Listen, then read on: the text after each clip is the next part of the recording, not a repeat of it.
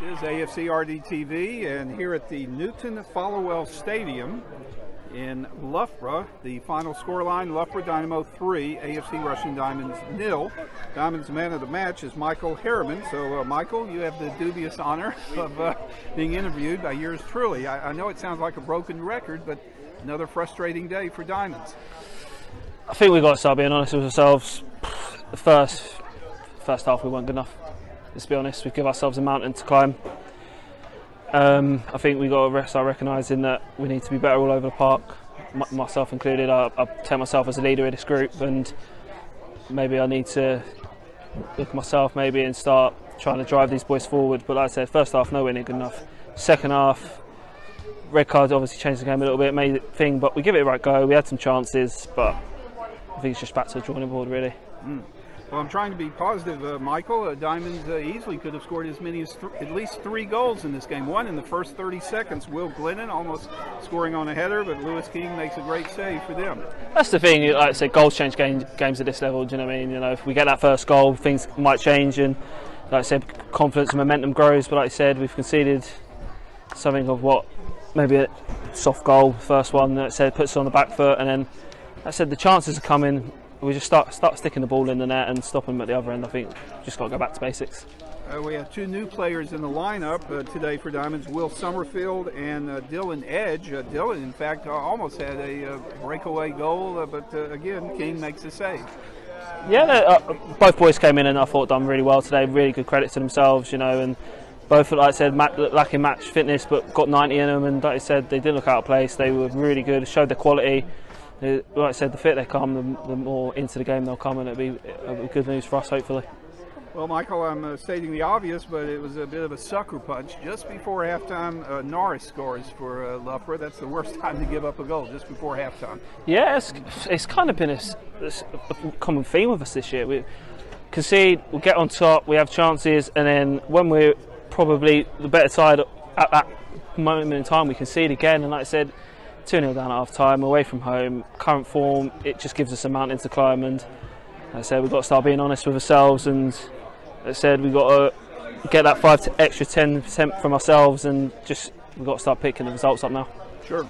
And early in the second half, another big turning point you mentioned just a moment ago, I believe it was in the 53rd minute, Luke Massingham, it might have been, say, a yellow card, but instead it's a straight red. Is that a bit of a harsh call, you think? No, I don't try to interpret the laws. They're different for every referee. That's what the ref. Subjective. That's it. Yeah, it's obviously a call referee. The referee's given the red card, and like I said, if you look at it, it's a perfect excuse for boys to buckle or maybe just give up. But we stood tall. We had chances after that. In fact, second half we could say we were the better team, and I said on another day, hopefully soon, that them chances will go in. Like I said, Ethan had one off the post, but no one cleared off the line. 1v1 save, so chances come in. But I said we just got to put them points on the board. How did practice go last Thursday?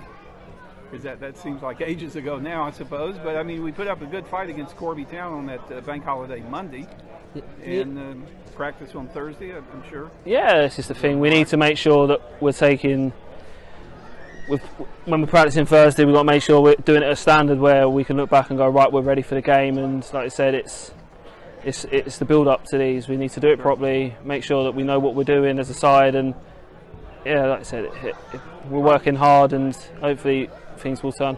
Exactly. Well, we'll all keep the faith, and we'll be back here at Loughborough next Saturday for FA Trophy. Perfect. Thank you. Thanks for your time. No problem.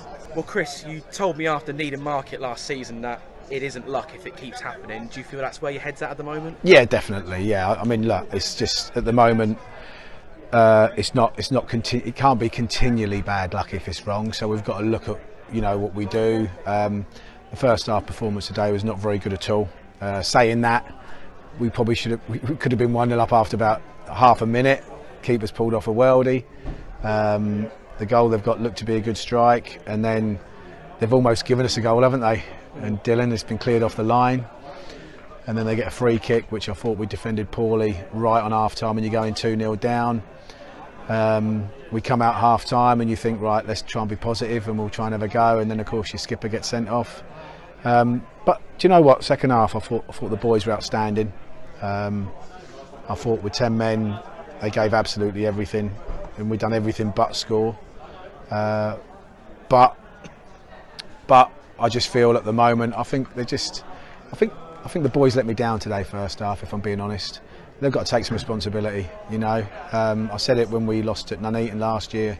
Sometimes I get a little bit fed up where sort of, I'll stand here, I'll do the interview, and I will take full responsibility. As manager, I pick the team, I sign the players, I put them out there. But no players are coming up to me saying I take responsibility. Do you know what I mean? It's like, and I think they need to sometimes. I'm not passing the buck. I'm not saying it's down to them all the time or anything. But you know what? A lot of them are sulking and moaning. He ain't doing this job. He ain't doing that job. You're on the pitch. You know, show us what you can do. Show us what you're about. You know, I've made some really good players in my time, and you know what they look at first. Similar to myself, you look at what you do and how you conduct yourself. I got really disappointed with myself second half because I lost it a little bit with the referee.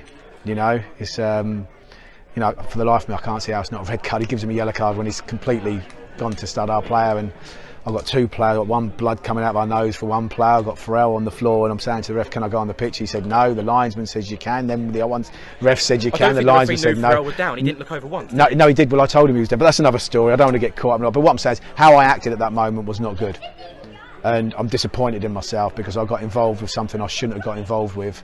And it come from a little bit of worry because obviously there's a lot of blood coming from Joe's nose, and but it was poor for me. So yeah. In terms of the game as a whole, it's such a tough one to analyse because we've had 4 or 5 golden chances over the course of the 90 minutes. We've not taken any of them, which is obviously a theme that's occurring too many times this season. And they've got 3 chances, scored 3 goals, and similarly to the Bedworth game, we've not played as bad as 3-0 suggests, but that's ultimately how it is. Yeah. I mean, like I said, we've got to start all taking responsibility. You know, and like I said, that starts with me. So, you know, we've got to try and have some talks. We've got to try and find out where everyone's at. And if they're not up for the battle, then don't stay. You know, I don't want anyone being at the club who thinks they're doing me a favour if they don't want to be here, because they're not. You know, this week, some of the things that happen is just like, you know, I've had players ringing me saying, I think, you know, I'm disappointed. Like, you know, I weren't picked the other day, and I'm thinking, bloody hell, you've had your chances. You know, we miss. And there's lots of things going on in the world that we live in away from football, which puts life into perspective. So, and that's what I said to the players after the game today. You know, it's not life or death. You've got to try and not get into dark places mentally when you're losing football matches. Sometimes we all struggle, especially as a manager. I think you breathe it, you eat it.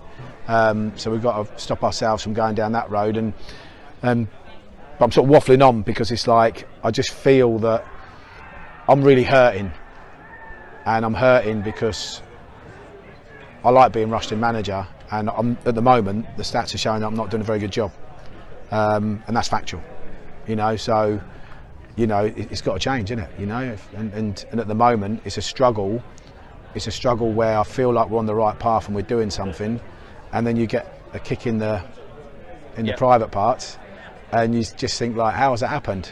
And that's where I sort of think, well, am I giving them too much encouragement when we've lost, where maybe I've blown them up too much and they've come out, they've not, for me, we've started the game poorly today, contradicting myself. I know we could have been in front, but I thought we were just all over the place a little bit, and there was something happening in the first half where we've got people going for the same ball, jumping up for it, and just it's hard to take it all in, but yes, it's a disappointing day.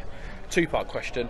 Luke was obviously sent off in the second half. I think it's our first red card in like 3 years or something like that. And obviously Ben Garwood's gone off in the first half with that injury. In terms of Luke, I mean, obviously the red card rule is a strange one to say. Would you think he'll be available for next week? And what's the situation with Ben at the moment? Yeah, with Ben, it was quite bizarre actually, because he said he just felt a little bit dizzy after about 10 minutes. And then the same thing you get, I think the 6 minutes nearly up, the same thing you get with Ben is he doesn't want to come off. But as soon as I've took him off and he sat down, he's saying to me, yeah, I feel really dizzy. You know, and that's where I'm saying the boys, I'm not coming for Ben, but the boys have got to take a bit of responsibility. So actually, I'm not right, I need to come off. Do you know what I mean? It's just like, don't think you're doing me a favour, you're not doing me a favour. And that's why sometimes when we take players off when they go down, people, oh, you've done that a bit quick. Well, yeah.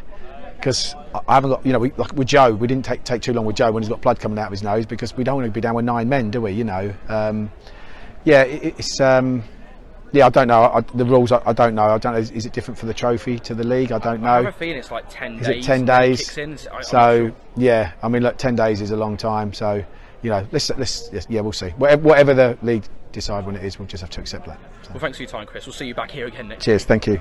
I don't need love.